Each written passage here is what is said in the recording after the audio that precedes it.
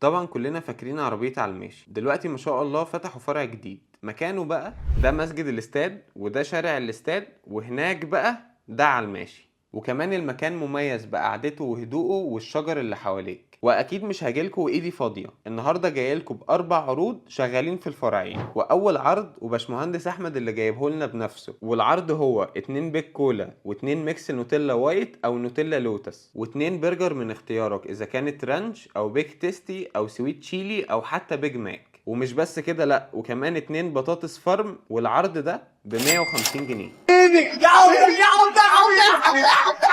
وندخل بقى على تاني عرض، وهو واحد سموكي تشيكن ميديم وباكت بطاطس وبيك كولا وسندوتش حلو عشان تحلي، والعرض ده ب 100 جنيه. ونخش بقى على العرض التالت، وهو عبارة عن 2 هوت دوج باربيكيو و2 بطاطس فرم، والعرض ده سعره 100 جنيه. ونيجي بقى على العرض الرابع اللي هنسميه عرض الطلبة، وهو عبارة عن واحد فاهيتا لانشون وواحد بطاطس فرم، وطبعا سندوتش حلو عشان تحلي في الاخر، والعرض ده ب 50 جنيه. وندخل بقى على التقيل، وهو على الماشي سبيشال بوكس، وفي منه سنجل ودبل. السنجل بيجي بقطعتين ستريبس، والدبل بيجي باربع قطع ستريبس، وبيجي معاه بطاطس. ونحب نقول مبروك لباشمهندس احمد على الفرع الجديد. وبس كده، سلام.